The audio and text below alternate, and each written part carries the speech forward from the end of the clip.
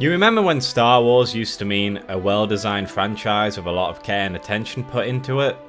I don't. I know Andor was good, Jedi Fallen Order was enjoyable, and Battlefront 2 was a lot of fun once EA and DICE decided to actually finish it, but overall Star Wars has been going downhill for a long time now.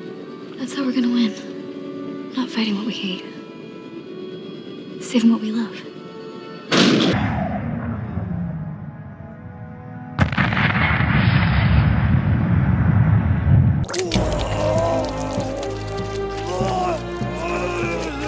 Now, I'd love to stand here and say that the downfall of a once great franchise is solely due to Disney throwing out as much bare bones, over-milked content they can, which they've certainly done, but unfortunately they can't take all the credit for some of the negative reception around this franchise. While the prequels had a lot of good ideas and characters to offer, the dialogue and the CGI greatly diminishes what the films have to offer. Most of what I would call the good content during the times of the prequels belong to the books, the animated shows, and of course, the video games.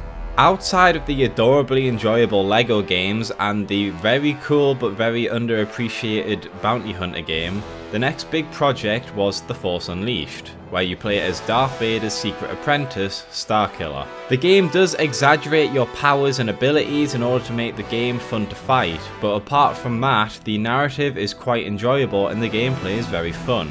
The game juggles a variety of combat mechanics, puzzles and platform sequences. While you will unlock new abilities and can upgrade your combos to how you want them, you can take the game at your own pace, experimenting how you see fit. You will, however, need to learn to adapt to certain enemies, as some enemies have specific weaknesses you need to capitalize on. However, these weaknesses are usually easy to spot and you don't need to try too hard to find them if they're not. From a story perspective, the idea of Vader having a secret apprentice is a very cool idea, and having the game do a flip on what is the standard of Star Wars, having you play as a Sith, is something I'd consider a bold choice.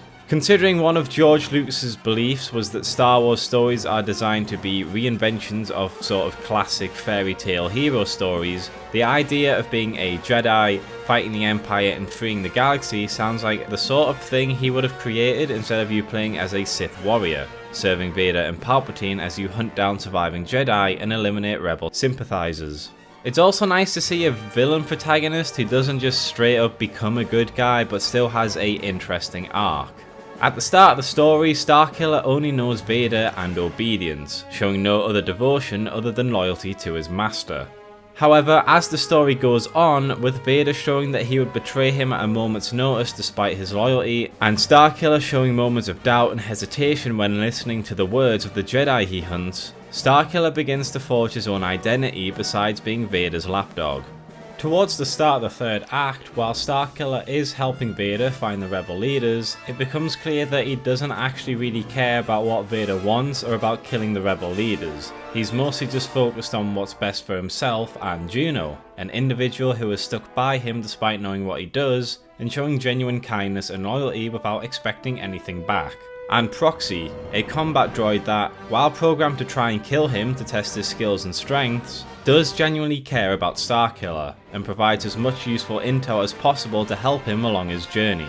Along the way into Act 3, he also forms a mentorship with General Kota, one of his targets that he failed to assassinate at the start of the game. Unlike Vader, who tries to bend Starkiller to only follow his will and sees him purely as a weapon, Kota actually provides some useful information to help Starkiller become more knowledgeable in the Force, and helps him to become a more well-balanced Force user, as well as providing encouragement and companionship to him as an equal, not just as a master, slowly helping him to abandon the title of Starkiller and reclaim the name of Galen Merrick. Then, towards the end, Starkiller, after being used and betrayed by Vader once again, and feeling the guilt over betraying Kota, decides to rescue Kota and the rebel leaders and finally confront Vader for all he's done against him. And in the end, he chooses to die not in an act of violence and revenge, but in an act of love and redemption. Overall, I think The Force Unleashed was a pretty good game. The opening with Vader is excellent. I like what they do with Starkiller and the redemption story he goes on. There's a wide variety of different enemies and combat styles for you to learn and master, and while the Force is depicted as severely overpowered in this game, you can sort of tell it's just supposed to be this way for the sake of combat and it's not supposed to be taken too seriously to its canon depiction. I do have 3 main criticisms of the story, however. For a start, I get that the primary focus is on Starkiller, his relationship with Vader, and the combat of the game. But really, considering that Juno is described as one of the main reasons that Starkiller started to drift to the light, they don't really do a lot to establish a relationship between them.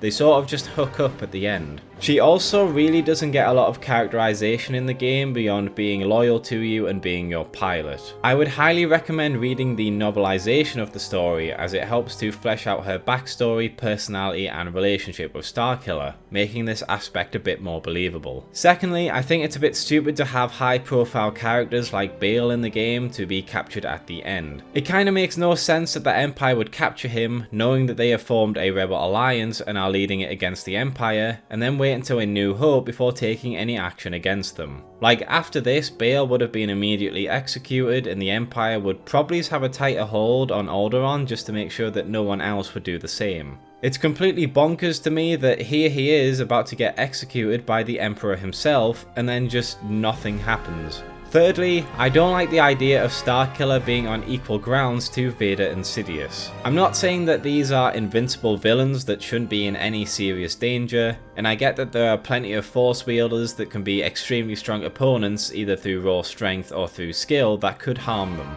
But it's shown that he is strong enough to not only beat Vader in a straight fight, but then to immediately take on Palpatine afterwards. He should be exhausted, struggling to even stand, but he just keeps on going and fights someone who is even stronger than Vader. If Kota was fighting alongside him, I'd sort of be more understanding. Having a experienced Jedi fight alongside you would be a great help, but him doing it solo seems like a bit of a stretch, even for the more over-the-top aspects of the combat the game is trying to give off. After the positive critical and financial reception, the game would go on to receive several DLC updates. At the start, it was just skins and alternate costumes for Starkiller to play as during the main story. But after this, we got the Jedi Temple DLC, a mission set sometime during the main story where Starkiller goes to the Jedi Temple in search of a holocron that might help him learn more about his father, who Vader killed at the start of the game and kidnapped Starkiller afterwards. It's a decent DLC. It's actually a DLC that was initially part of the main game. It's still in on the PlayStation 2 and Wii versions of the game, but it was cut for time on their 360 and PS3. We then got another 2 DLCs, both involving what might have happened if you killed Vader and Palpatine forced you to be his new apprentice. The first DLC focused on Starkiller trying to find R2 and C-3PO after they escaped with the Death Star plans. And over the course of the DLC, you go to Jabba's palace, fight Boba Fett, go to the Mos Eisley Cantina, and then fight Old Ben Kenobi before eviscerating him. The next DLC would be on Hoth, where Starkiller goes through the base, slaughtering rebels, and then fights Luke, defeating him and turning him to the dark side. Overall, I like them a lot. There's a lot of good set pieces, boss fights, and I'm a big fan of the multiverse and what if stuff. So seeing this alternate story is a fun story to follow. Now, after the end of this game, the development team wanted to create a sequel to the game that would expand on the world and gameplay, helping the players see more to the galaxy of Star Wars and creating a more complex combat system. So after spending 5 years painstakingly crafting the first game, spitballing ideas, focusing on the ones they liked, creating concept art and early drafts before narrowing down the game into its final design, how long did they have for the sequel? 9 months.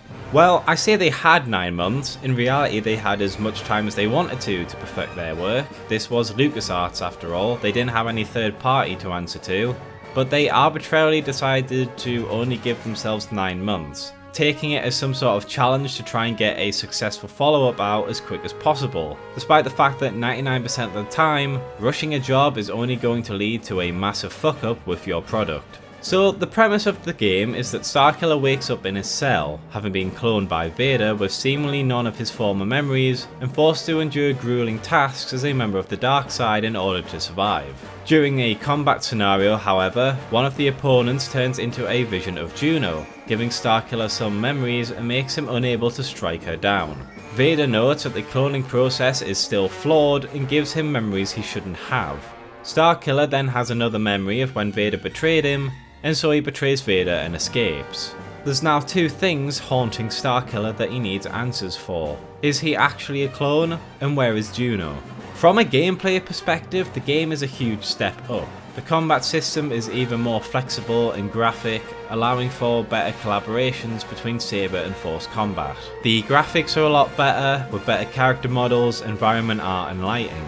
There's also set pieces that allow you to fight through enemies in freefall and a new Force Fury ability, which greatly increases your damage and force usage, allowing you to feel like even more of a badass than you did initially. The rest of the game, however, the game is such a colossal step down, I struggle to believe that this is the same studio that made the first one. For a start, the level variety in this game is shockingly small. You start on Camino, wandering through walkways and narrow hallways until you reach the end. Then you're on a gas planet I can't remember the name of, where you wander through walkways and narrow hallways until you reach the end. Then you have the boss fight, which is actually pretty decent. Then you arrive on Dagobah, you jump forward, a cutscene starts, and then the mission ends. That's not a joke, by the way. I know I simplified the other missions down, but that's literally all you do here. And then you arrive on a rebel ship where you fight through walkways and narrow hallways. And then you arrive back on Camino, where you fight through walkways and narrow hallways. And then you fight Vader, and then the game ends. Look, I know that sounds hugely exaggerated, and I mean, yeah, I'm not going to tell you every single detail about the missions, but all in all, that's all you're doing in your playthrough, mixed in with a mini boss segment and one of those flying sections. That's all the level design for these missions, and it's just so distracting because being on Camino or in a casino city should be cool and interesting, but it's just bogged down by the poor layout. The story is also just bland. Like, there's so much potential there, but the writers don't really do anything with it. Starkiller comes back, and all he does is try and find Juno. He doesn't even seem to really care if he's a clone or not, he just sort of accepts that he is one and doesn't really question his existence that much. Juno just isn't in the story. We're told she's a rebel leader, she gets kidnapped in a Force flashback, and then she seemingly dies at the end only to come back to life. Kota is basically just there to say the same two things, that Starkiller is real, and that he's not a clone, and that he wants Starkiller to join the Rebel Alliance. That's it for the main characters, that's all their development and motives throughout the game. Vader still serves as the big bad, but he doesn't really do much except fight Starkiller at the end and make a clone he doesn't need. I'll get back to that one. There's the governor of the casino city, but he's just the stereotypical, I am greedy and I make people fight each other to the death because I'm evil. And then there's Boba Fett. Well, I mean, Boba Fett's just happy to be there. He kidnaps Juno off screen and that's like about everything we get from him. Yoda shows up just long enough for them to put his face on all the promotional material. And, oh yeah, Proxy, the other main character from the first game, he shows up for about 2 minutes, doesn't really contribute anything, and has about 2 lines of dialogue.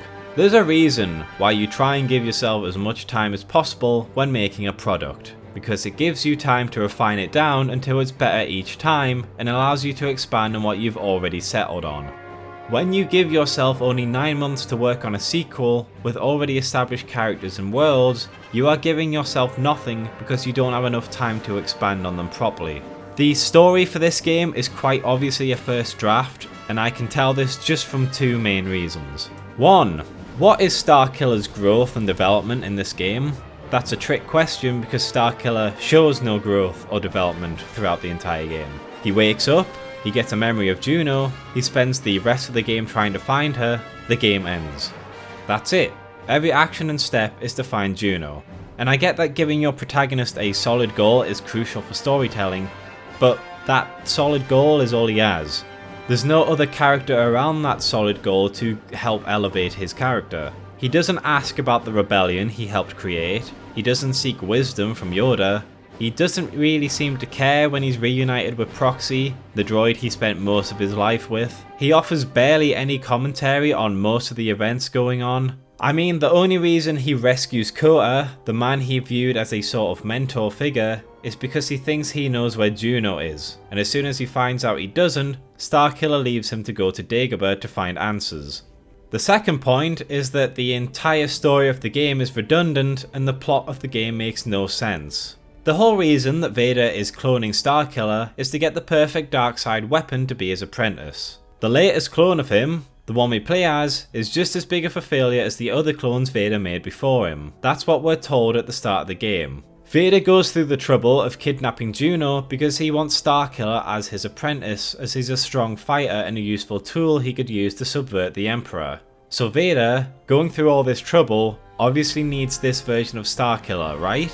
Well, no. In the bad ending, a clone of Starkiller that was devoid of emotion and completely loyal to Vader shows up, kills our Starkiller and the rest of the rebels, and then the game ends with Vader saying he lied about the other clones being failures. So what was the point of the game?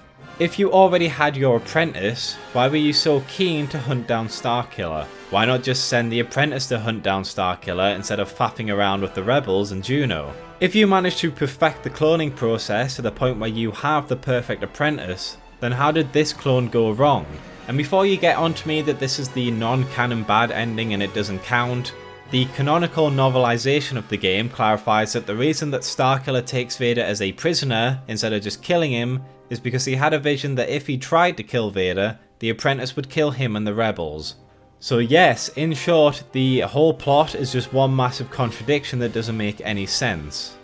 So yeah, that's The Force Unleashed 2. It was received with a mixed to negative reception when it was released, although the game was a financial success. The game only received one piece of DLC, which is just another what if story where Dark Starkiller is on Endor and is tasked with killing the rebels trying to sabotage the second Death Star shield generator. You'll fight through the rebels and Ewoks and you'll end up killing Han Solo, Chewbacca and Leia. Palpatine then reveals that he knows that Vader's plan is to usurp him, shows Vader why he's still the bitch in their relationship, and then sends the Empire to kill Starkiller.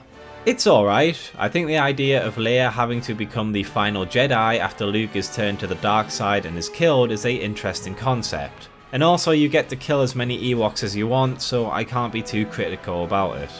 So yeah, the game wasn't well received and the people at LucasArt knew it, because they didn't just rush out a third sequel straight away. They decided to take a step back, take their time, and then release a product that they were happy with and that fans would be happy with. Well, that's what would have happened if it wasn't for the fact that the sequel got cancelled. According to longtime Star Wars legend Sam Witwer, there was a Force Unleashed 3 at some point in development and would have released on Xbox One, PS4 and the Wii U. However, after Lucasfilm was bought by Disney, they then proceeded to scrap all of the Star Wars expanded universe that wasn't the films or the Clone Wars TV show, and any projects in development were cancelled, including in the video game section. So there we have it, the very brief rise and fall of Star Wars The Force Unleashed. It's just a shame that the franchise had to fumble so hard when it had a decent starting point. All they had to do was develop the gameplay, world building and plot with what they had already created, and not do something dumb, like try and make a AAA game in 9 months, or sell their entire franchise to a soulless company that'll bastardize the franchise name and reputation for the rest of their existence. Will we ever see The Force Unleashed 3 or a reboot? Maybes. Sam Witwer is always happy to work on a Star Wars project, the Jedi games have helped to generate more interest in Star Wars games, and Disney is desperate to shill for as many people as possible, so maybe they're one desperate cash grab away from authorizing it. But for the moment, the sub-franchise continues to rest. Thanks for watching, lads and lasses. If you enjoyed this video, please consider liking and subscribing, checking out some of my other videos, and if you're really enjoying my content, consider my Patreon. But overall, I hope you have a pleasant day and hopefully I will see you in the next video.